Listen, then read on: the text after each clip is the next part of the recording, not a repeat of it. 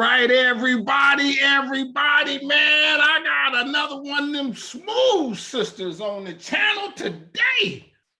One of them PhD dissertation writing people that finished the goal and did it, and now is sharing their knowledge with us on Strong Inspirations. You know, I'm Anthony Brogdon. I'm coming at you once again, straight no chaser, my friends. I put a little lime in it, a little lemon in it, a little cherry in it, some ice cubes. How about this?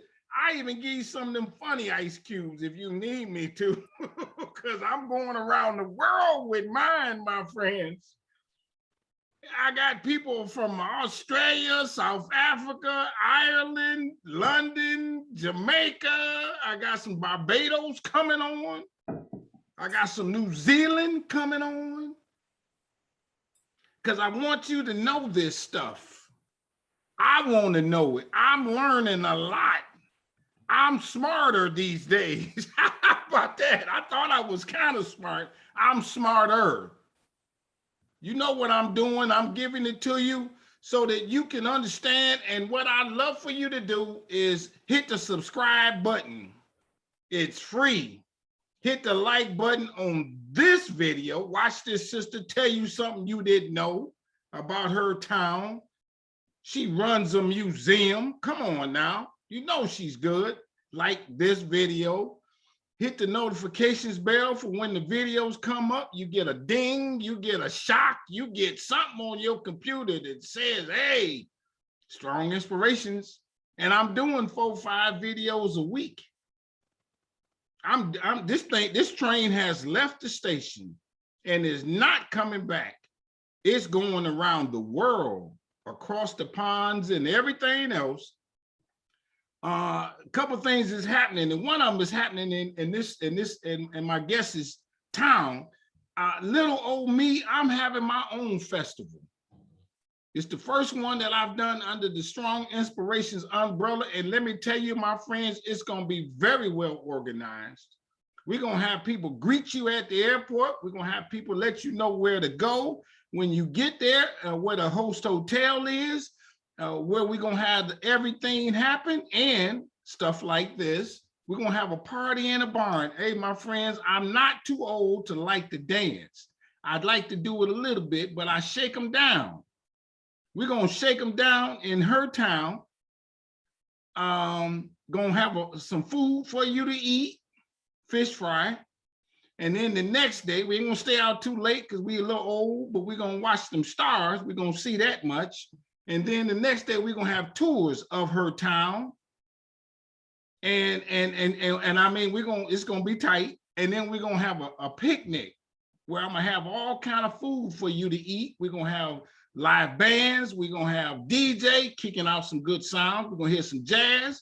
We're going to have some skits. We're going to have a health fair, book fair, and any other kind of fair that I can put together. And you're going to enjoy yourself.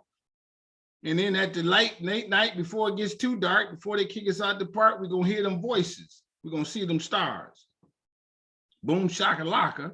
The next day, we're going to have a church service somewhere. I'm going to tell you either to go to the churches or come where we are again. And then we're going to have brunch and we're going to say a prayer and send you home safely.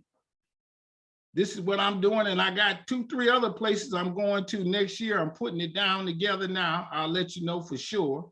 I think one of them is going to be in Lane, Arkansas, because I ain't scared of what they did in the Lane when they had that massacre. I got all them videos on the channel.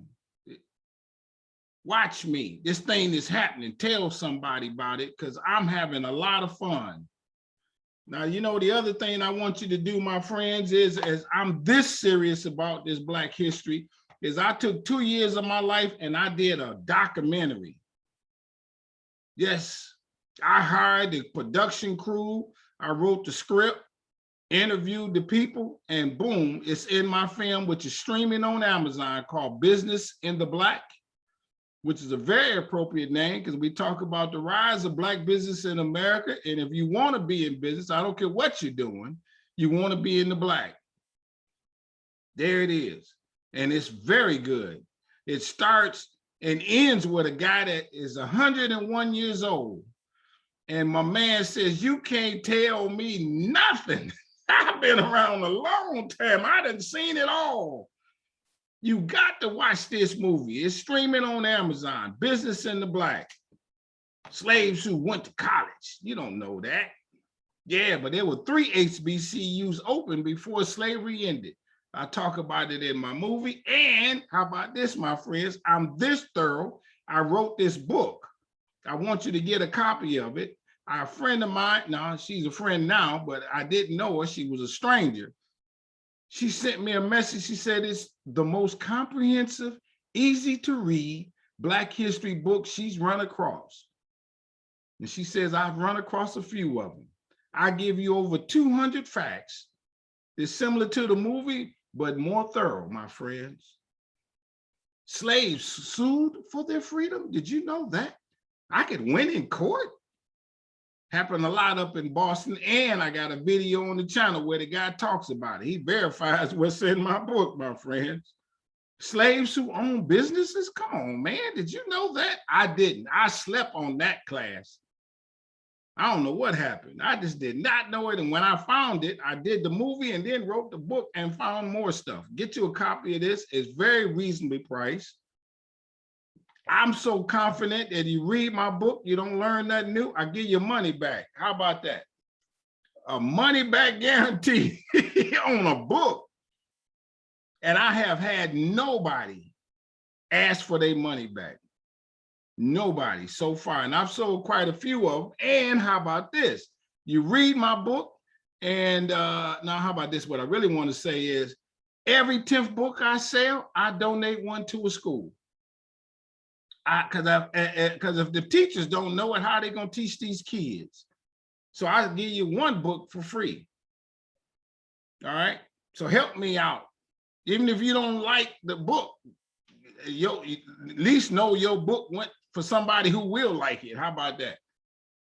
And go to my website, businessintheblack.net. You can order it there, or you can order it on Amazon too. But you know, my man Amazon got all the money, so we just go directly.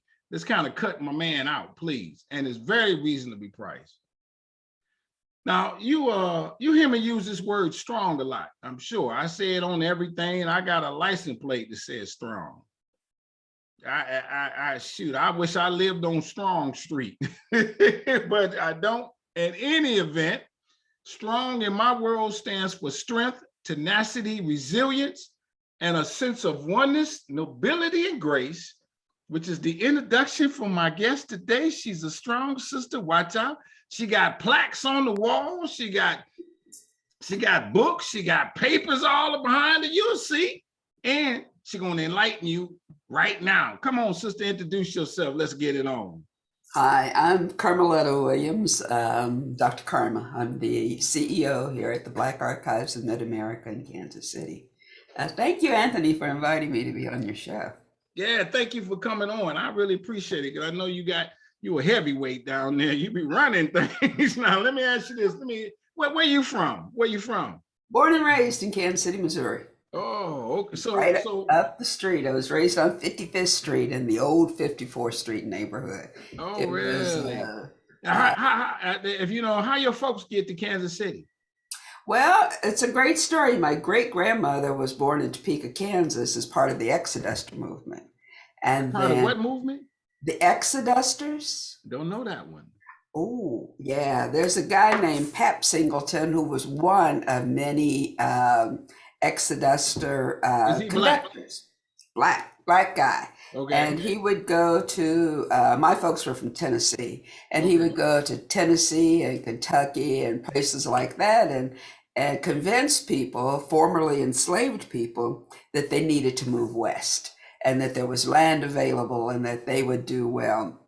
Well, they did. They packed up whole families. I found my great-grandmother's great-grandmother because she came with them as part of the Exoduster movement. They ended up in Topeka, Kansas, in an area that they called Tennessee Town, and they built barracks, and that's where the people lived. And, you know, because this is 1886, there's no running water, and the bacteria was actually taking over and making people sick. So then they scattered.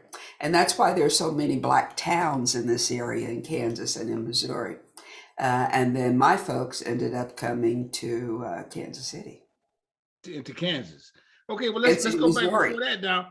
Do you go back to the enslaved great grandfathers? What was that? Where were they at? And then did some of them escape, or just slavery ended? No, slavery ended. They were in Tennessee. Slavery ended.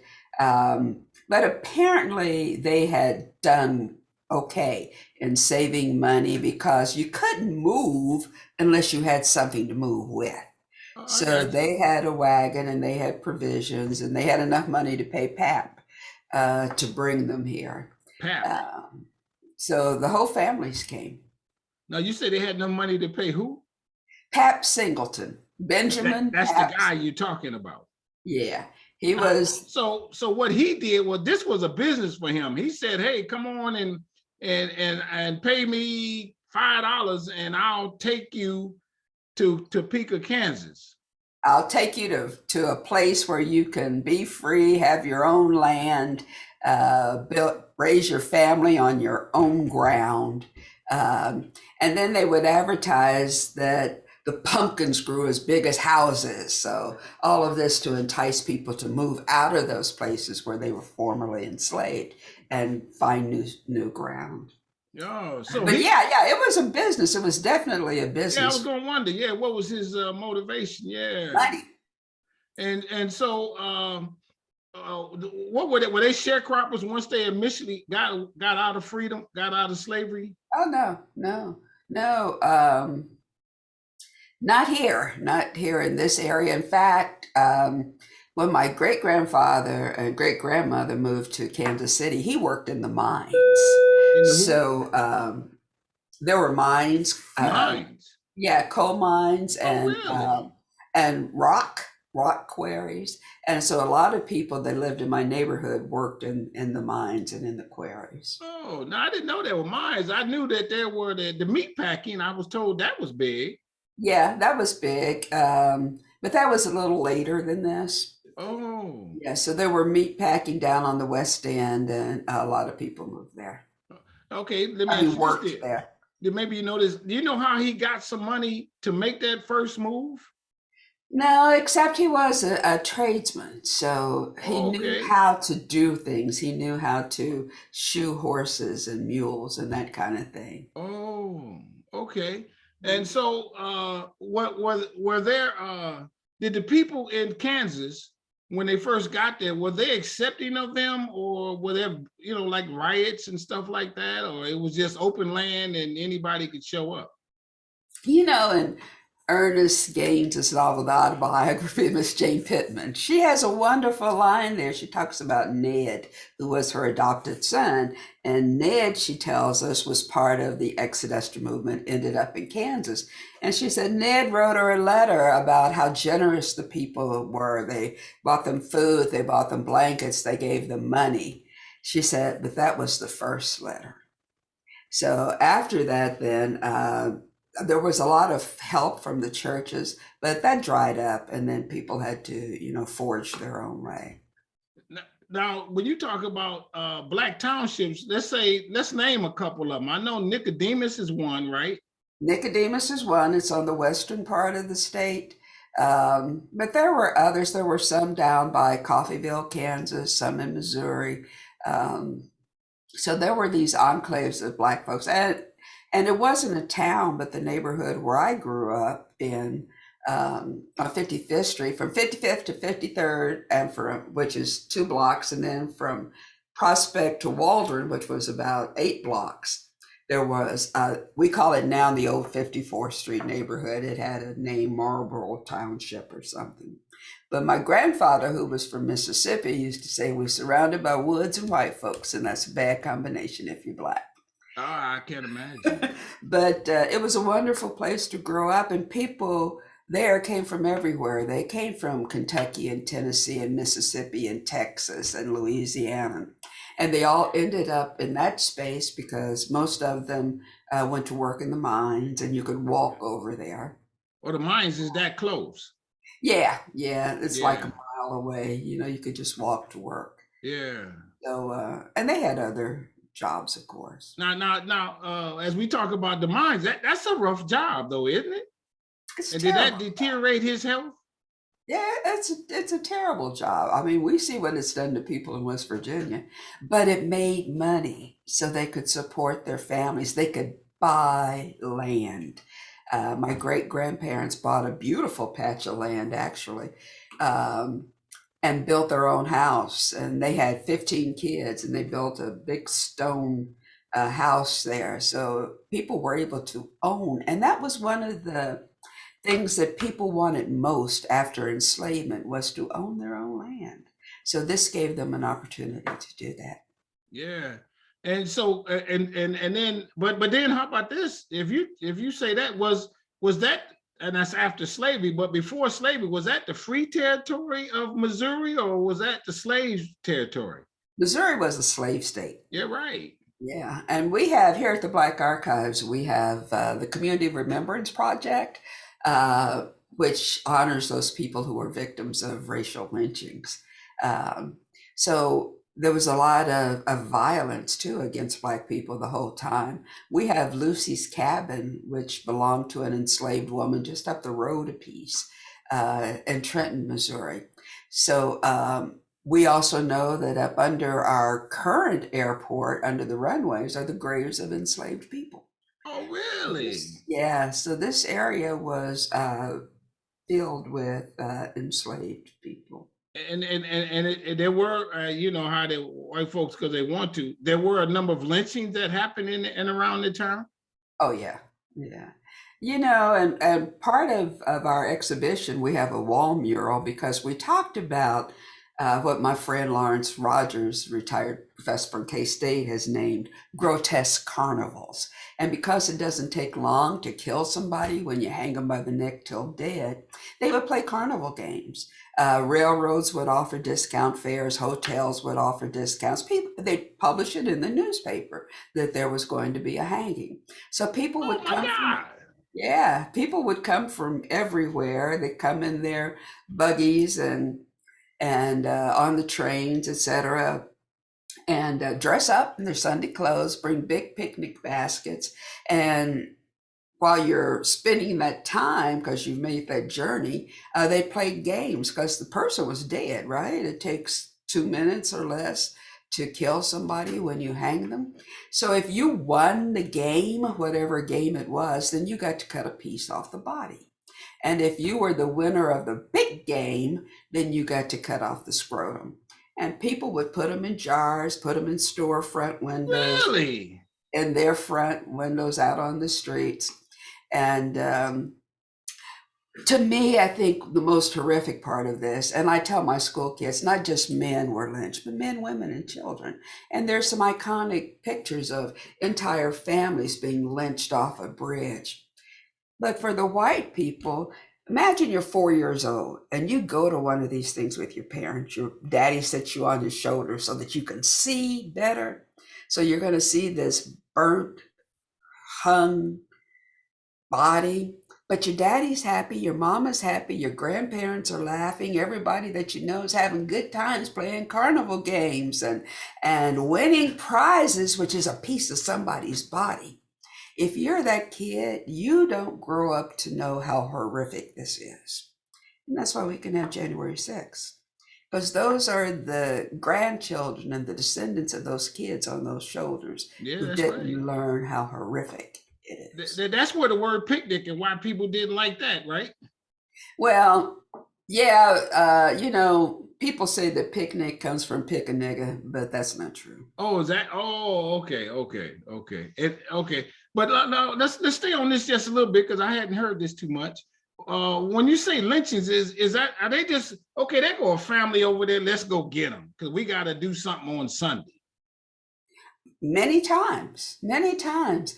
There are many incidents where Richard Byrd, remember, now just hanging somebody isn't the only form of lynching. The most prevalent form was dragging people behind your horses, behind your trucks, behind your cars until all their body parts fell apart. And there was Richard Byrd in Texas a few years ago. Yeah. White guys tied him to the truck and just drove him down rough roads until all his body parts fell apart.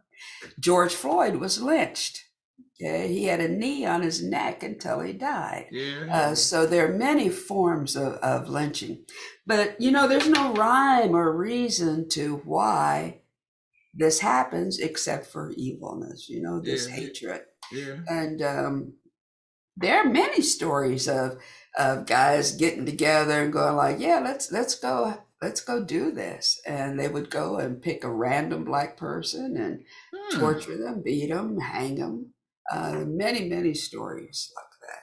Yeah. So, like, how about this? When it was in the paper that we're gonna do a lynching on Sunday, then did they have you think they had the person already in jail or something like that, or they just said, okay, it was gonna be one Sunday, let's go find somebody and let's do it?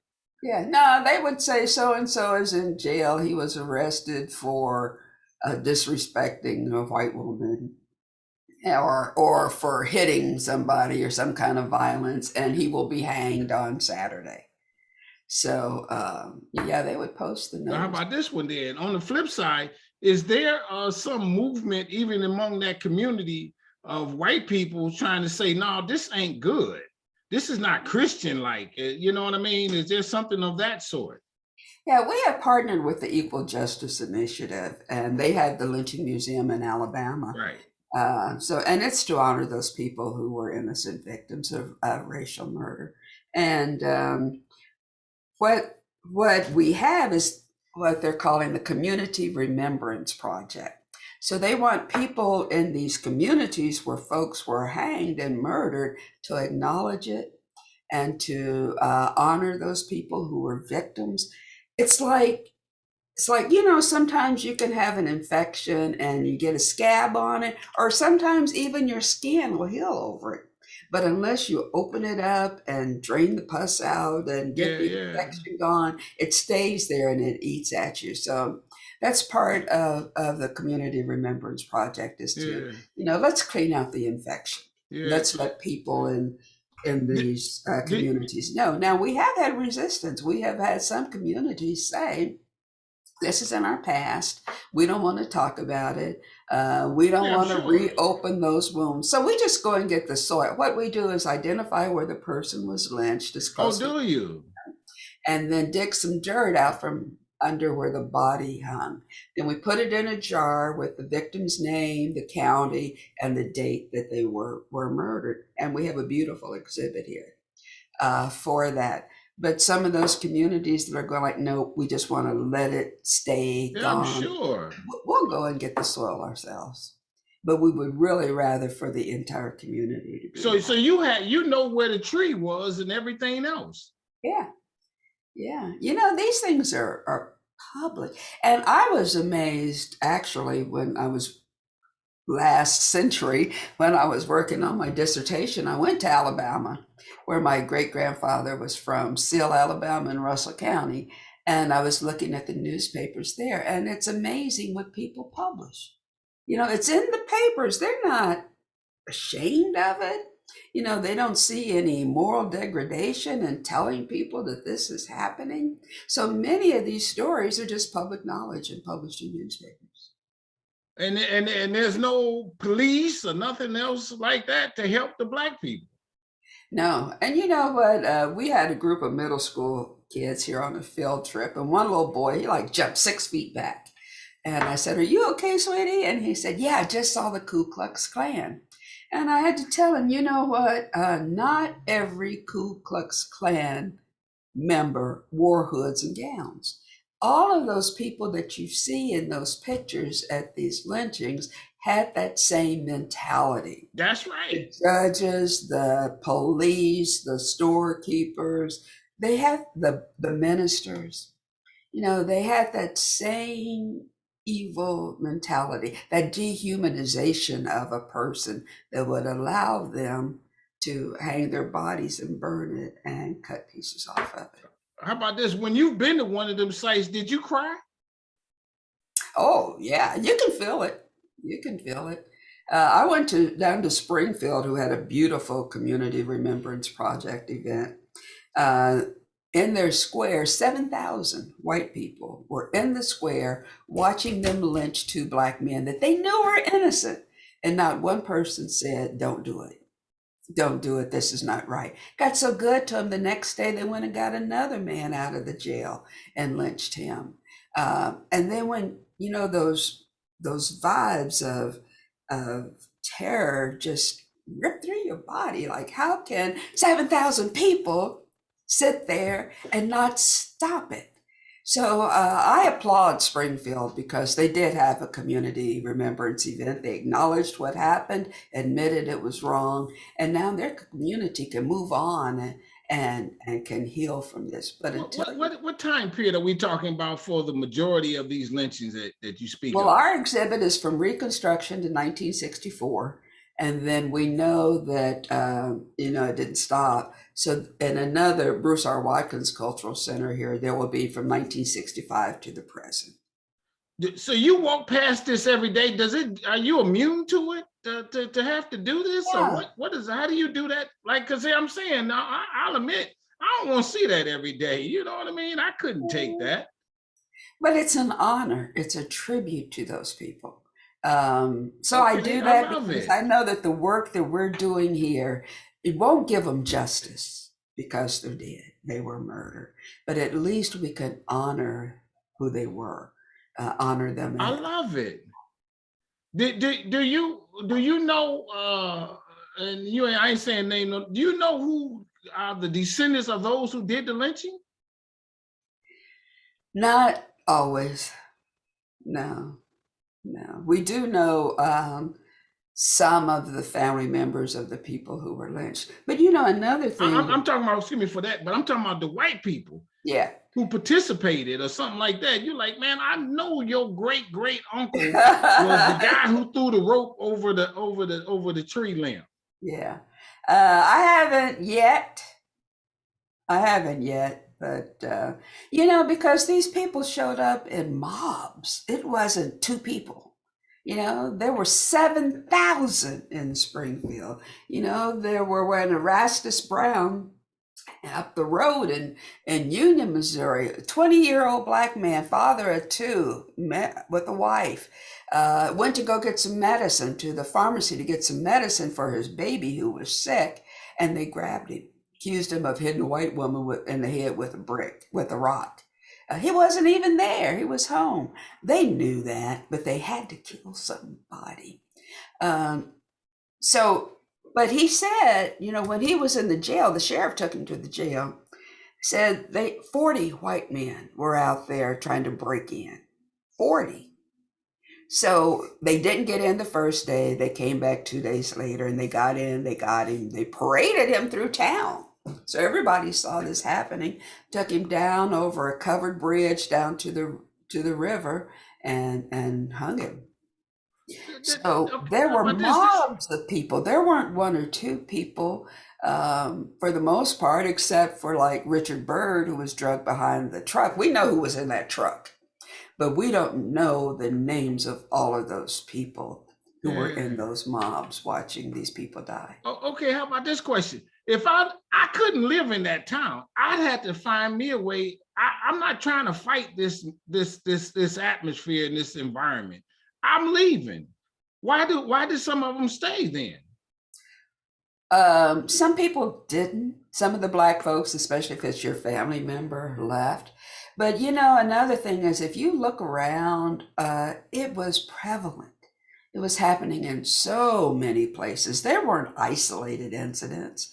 There were many, many, many. And there were so many other people that we don't know their names. We've identified 60 people between Reconstruction and 1964, but we know the Emmett Till story, right? We know that people broke into houses and drugged people out and took them in, and Emmett Till was tortured before they let that boy die. And then they threw him in the river. So we know there were many people who were pulled out, hung, died and burned, tarred and feathered. and the families could do nothing to stop it. But when the murderers left, they would go and cut the bodies down and clean them up and have funeral services and bury them.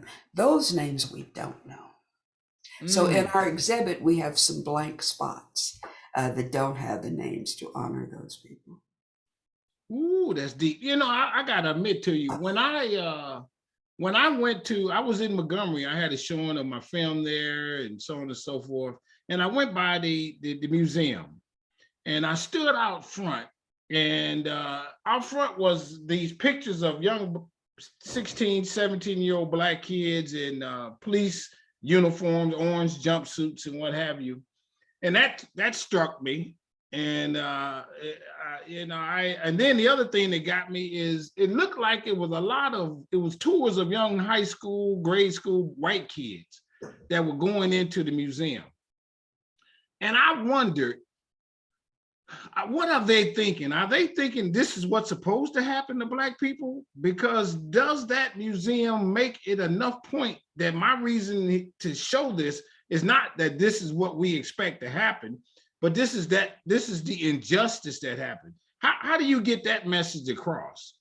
I think part of it is that you just have to hope that people have good sense. I was a college professor before I took this job, and I had a student one time at the end of the semester say, come up to me and say, "Well, congratulations, Dr. Williams, you proved them wrong." And I'm like, "Okay, who are they, and what did I prove wrong?" He had come from Mississippi, and his whole life he had heard about how just all of the negative things about Black people. And then he comes to my class and he has a Yeah, wonderful right. experience. So that's what we have to hope, is that education and somehow having communities that blend um, help, and that they can see that. We have to hope that this insanity, and I tell people that, okay, now I can't think of the name of the book that Yeah, outlines psychological terms, but sure. there should be an entry in there for racial hatred. That is a mental illness. And it's one that goes through generations. So it has to be broken. You have to break that some kind of way, and hopefully it's through relationships and education. You know, when I do the shows here and stuff like that, I'll admit a lot of the discussion, not just in my shows, but in general, when we talk about Black history, I don't know what's the right term, but let me go with this. It's from that negative slant. What's the positive slants that we put on Black history, though? I mean, not on lynchings, I don't think of any sort, but what's the positive slants that You maybe know, you showcase even in your museum? well, we do, because this is not a negative experience. If you have people who were kidnapped from their land and brought here to a strange land, put with people who didn't even speak their same language, and they survived. And not only did they survive, but they thrived. That tells me that there is something very almost miraculous that runs through the DNA of Black people. I And got you. that's what we try to talk about. Right now, we're putting up an exhibit, The Life and Times of Alvin Brooks, who was born in Arkansas, but came here and was a police officer, police detective, city councilman, mayor pro tem, started the ad hoc group against crime, and has spent his whole life helping communities. There are many. He's not the only one. There are many people here, hundreds of people here. And we have an exhibit that talks about that, because white folks who are writing the books, and I used to tell my students, they go like, how come I didn't learn about this in high school? Because you have to look at who's writing the books, who's Yeah, that's right. publishing the That's right. books, who's That's selling the right. books, who's making money off of them. Those people are trying to hide their place in history and their ancestors' place in history. When the state of Texas can name those people who were captured and brought over here to be enslaved immigrants, then there's something wrong with the way that story is being told. So we have to correct it. We have to tell the truth. Here in our bookstore, I created this T-shirt It says revisionist history with a red line through it. Then it says tell the truth. And that's what we do. We tell the truth. And once you tell the truth, you will see the beauty and the power and the intelligence and the resilience and the fortitude of people of color in this world, actually. And that's Yeah. what we have to do. We have to emphasize that. Were Black people murdered? Yes, absolutely. And many of them were innocent victims. But what happened? They got strength from that. You know, What was the we look at mindset? Black Wall Street and say, yeah, but Yeah. it's gone. But it's not gone. Yeah, I love it. What was the mindset of the people, as you might imagine, that lived through that? The families that were left. I mean, you know what I mean? How do you think the kids grew up knowing that that's what happened and the fear, that kind of thing? Well, you know, we have some movies that talk about it. Fruitvale Station, for one, and then and there are others that talk about how do people then come together as a community and as a family when this happens in your family. And you're right, a lot of them just left. It's like, I can't stand this. I can't stand that tension on my body, knowing what happened here. Um, with my great grandparents, my great grandfather had diabetes, had his legs cut off, and he would have those moments when he wasn't lucid.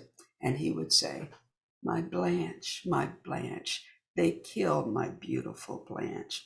Well, I was a little kid. My grandmother's name was Blanche. So I'd run downstairs and tell my grandmother and my great grandmother that Papa's gone crazy. He thinks you're dead. And like old folks then, they'd hit you. You can't say anything about it.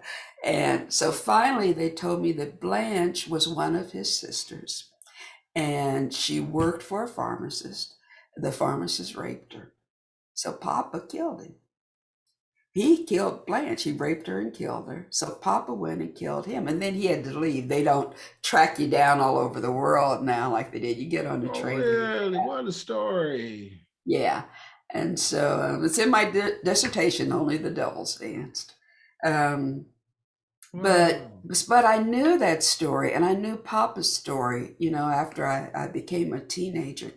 So what happened then? Papa sent for his sisters to get them out of there. He had two more sisters. They ended up in the area where I was raised.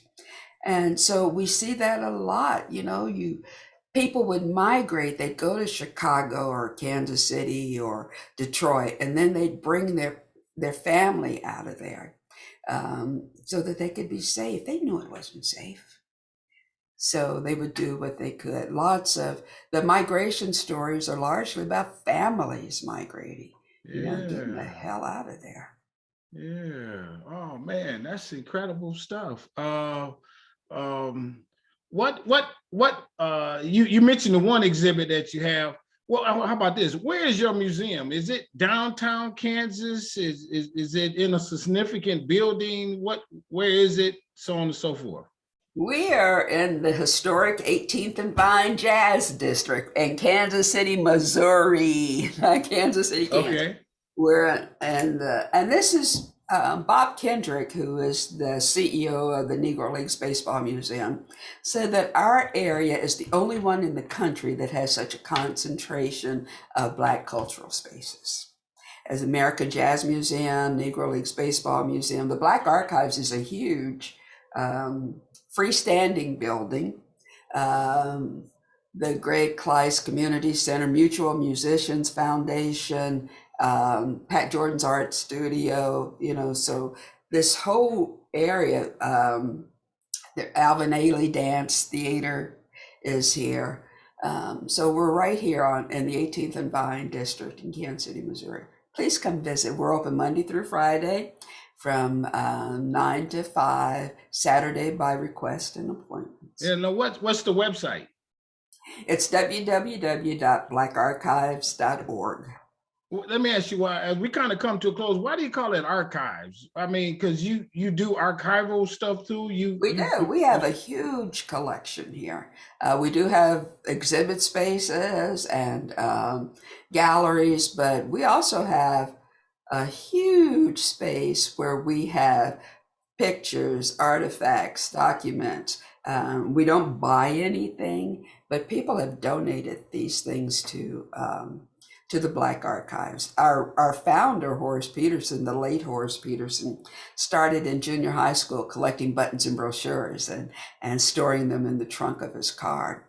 And he always had a dream and would tell his friends that he was going to open a Black museum. And they would go like, Really? "You crazy, you're not gonna make any money." And he didn't live to see us in this building, but his friends have told me that he would love it. It's a beautiful space, and I can't Yeah. wait for you to get here so Yeah, that you. me too. Me too. Do you when okay, my last question is this, and I had someone out of Chicago who is an archivist. What type of stuff do you want people to deliver? Like, for example, my dad has just a bunch of pictures of him and some friends, and I don't know if any notables in there, what have you. What type of stuff do you want people to donate? You know, everyday people help to make this world too. So we do want that. Yeah, I was doing TV station asked me to do an interview, so I did, and we were in the Kaufman exhibit hall. Next day, this guy comes in. He said, "I saw you on the news." I'm like, "Oh, okay." He said, "Over your shoulder was my dad." And his dad was in a group picture. His dad fought in the Golden Gloves. The guy brought me his robe, his shorts, his trophies. He said, "So I knew Wow. this belonged here." I'd been here maybe a week and went to the post office box, two big boxes sent here from Rhode Island.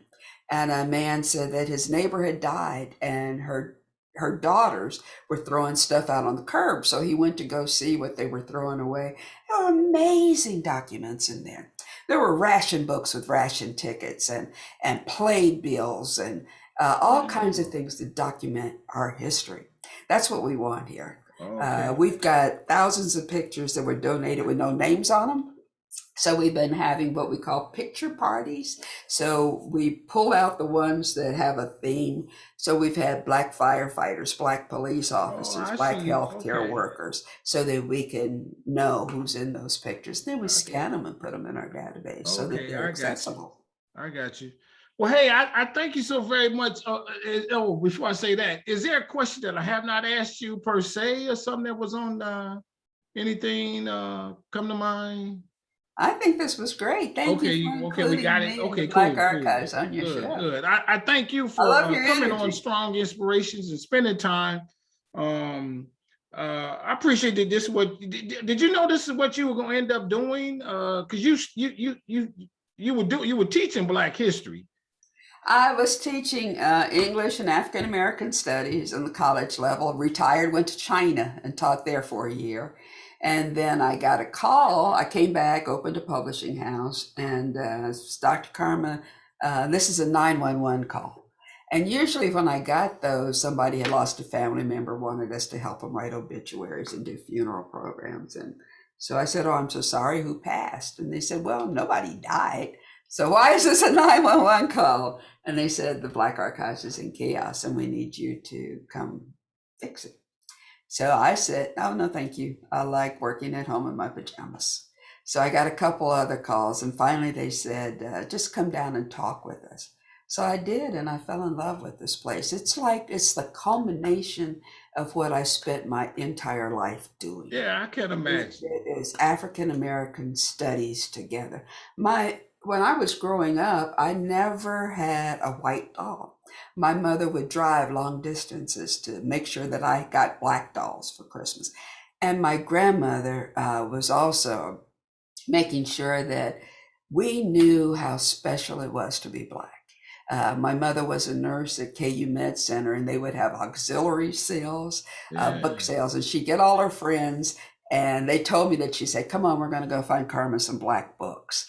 So I always was surrounded by that and grew to have this pride and being Black. And so this is like Yeah, I special. love it. I love it. You're at home and doing your Yeah. thing. Yeah, Yeah. you found it. Good. That's beautiful. So hey, I like to tell you, everybody, this is what we do is Strong Inspirations. I find these people, these passionate folk, these people who want to, this is what they want to do. and they do it very well. They're out there. Let's say that they're, I don't know, maybe we call them the foot soldiers of keeping this Black history alive. And I didn't know where this angle was gonna go. Tell you the truth, my friends, and she knocked it out the box. I know of the lynch. I got a guy on the channel who they almost lynched his grandfather. They had him. They took him out the house. They paraded him naked down the street, but he was a Mason, and there's some Mason distress call, and there was a white guy in the group, heard the call and told him, said, hey, I tell you what, I'm gonna loosen the rope. You better run like heck. If they catch you, there's nothing I can do. Incredible story. Watch that on the channel, everybody. Subscribe to Strong Inspirations. It's free. It don't cost no money. You don't get no information. All it lets me know is you like me, because I like you, my friends. I love you for doing this, for watching me. And hit the like button on this video, because I know you didn't know that. I didn't know it. I'm sitting here saying, really, I had heard of it, but I didn't know in the way she put it. Hit that notifications bell. Again, tell somebody about Strong Inspirations. Watch my movie, read my book, please. Let's go down there to that museum. I'm on my way down there, everybody. I'm having, as I told you, that festival, May 27th through the 29th. We're gonna have that as a part of the tours that go on that day for you all, my friends. Very well organized, like I said. Let's go down there. This will air beforehand. I'm having a toy drive in that town too. Little old me, December 4th. It's on the Facebook group, Strong Inspirations. Check it out. Hit the like button on the group. Make the group grow. And follow me on Twitter if you so choose. You know, A Strong Dream is what I call it. That word strong everywhere, and everybody. But to you, my sister, I say this with all sincerity. I want you to stay strong, stay safe, stay on your grind. I love what you're doing, that you fulfilled your mission. Somehow along the way, it was said to you, 911, come here. And you answered the call and have exploded that location. Everybody down there proud of you. I know, that's what I hear. They proud of you for doing this. So with that, I'll say bye-bye. We out. Thank you.